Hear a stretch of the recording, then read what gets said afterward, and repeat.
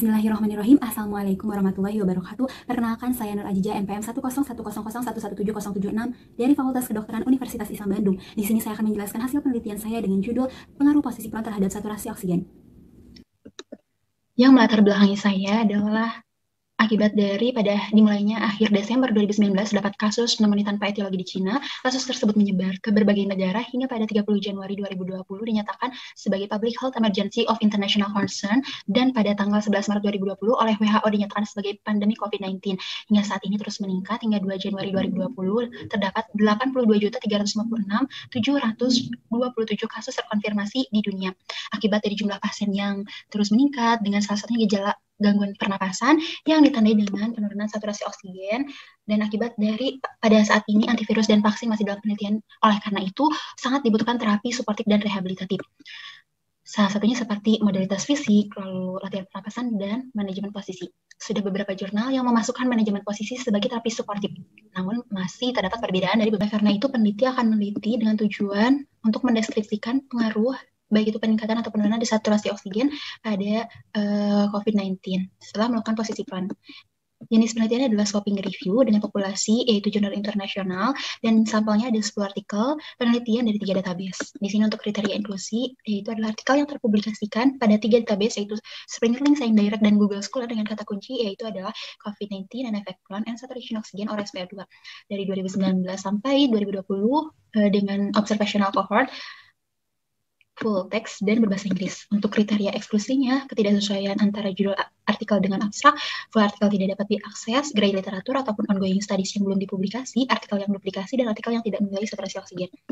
Untuk prosedurnya, yang pertama dilakukan pencarian data, pencarian awal dari ketiga database dengan menggunakan kata kunci. Selanjutnya dilakukan screening data yang memenuhi kriteria inklusi dan membuang jurnal duplikasi. Selanjutnya dilakukan penilaian kelayakan. Untuk penilaian kelayakan dengan menggunakan exclude studies, sehingga mendapatkan hasil pencarian artikel, yaitu data-data yang memenuhi kriteria tersebut. Nah, di sini untuk kriteria kelayakan atau eligibilitas ada because populasinya adalah pasien COVID-19, intervensinya posisi peron, komparasinya adalah posisi selain peron, yaitu posisi supine, untuk outcome-nya adalah saturasi oksigen, dan studinya adalah observational cohort, baik itu prospektif ataupun retrospektif. Di sini untuk diagram prisma, pada pencarian awal dari ketiga database terdapat 10.124, lalu dilakukan screening yang terdapat hasilnya 1.149, lalu dilakukan tes eligible atau kelayakan yang sesuai adalah 10, sehingga yang dimasukkan ke dalam artikel atau penelitian ini adalah 10 artikel yang eligible. Untuk hasil penelitian disajikan dalam suatu tabel, di mana untuk ringkasan dari tabel tersebut, yaitu dari ke-10 artikel terdapat penelitian dilakukan di 7 negara, di Spanyol, Kanada, Brazil, Amerika Serikat, Israel, Italia, dan juga Prancis. Dari 2 merupakan multi-center studies, dan untuk 8 artikel lainnya adalah single center. Yang paling banyak dilakukan di ICU. Selain itu ada juga di Respiratory High Dependency Unit, ada di Respiratory Care Department, Emergency Department, dan Hospital Ward.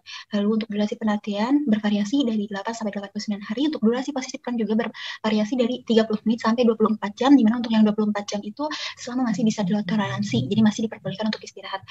Lalu untuk desain penelitian ada 6 penelitian prospektif dan ada juga 4 penelitian retrospektif. Lalu di sini untuk metode pengukurannya dengan menggunakan blood gas analysis dan juga ada pulse oximetry. Untuk hasil pengukuran, satu jurnal menyatakan membandingkan kelompok yang diberikan posisi peron dan kelompok tanpa posisi peron. Hasilnya kelompok tanpa posisi peron memiliki saturasi oksigen lebih tinggi, sehingga dinyatakan kesimpulannya negatif, tidak adanya pengaruh dari posisi peron terhadap saturasi oksigen. Sedangkan kelima jurnal lain oleh Padrao, Nicole, Lowsot, Kevin, Allison, dan kawan-kawan terdapat hasil bahwa terdapat pengaruh adanya peningkatan dari saturasi oksigen setelah dilakukan posisi peron. Lalu dari ketiga jurnal, Anakopo, Weiss, dan Tabuada diukur sebelum, saat, dan sesudah dilakukan posisi peron.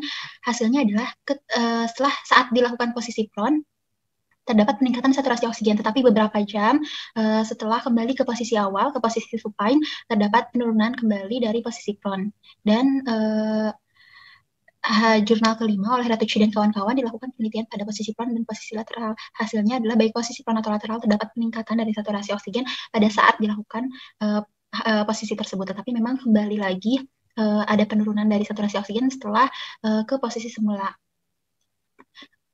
Karena itu dari 10 artikel satu artikel menyatakan tidak ada pengaruh dari saturasi oksigen dan 9 artikel menyatakan adanya pengaruh dari posisitron terhadap saturasi oksigen. Sesuai dengan ke-9 artikel, peningkatan saturasi oksigen itu setelah melakukan posisitron dikaitkan dengan keuntungan posisitron yang menyebabkan adanya homogenitas dari alveolar paru sehingga tidak terjadinya hiperinflasi daerah ventral dan tidak ada juga kolaps pada bagian dorsal parunya. Posisitron meningkatkan kecocokan dari ventilasi perfusi pada bagian dorsal sehingga meningkatkan rekrutmen oksigen oleh paru. Dengan posisitron rekrutmen oksigen oleh paru pada daerah dorsal itu meningkat sehingga saturasi oksigen dalam tubuh meningkat.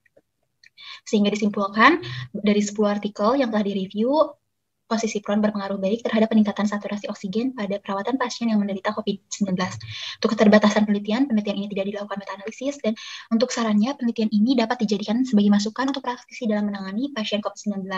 Dan dari hasil penelitian ini diharapkan menjadi data awal dan tambahan ilmu pengetahuan, dan peneliti selanjutnya disarankan dapat meneliti penelitian ini dengan melakukan menggunakan variabel lain. Untuk konflik kepentingan, tim peneliti tidak memiliki konflik kepentingan dalam penelitian ini. Sekian, alhamdulillahirabbil alamin. Terima kasih. Wassalamualaikum warahmatullahi wabarakatuh.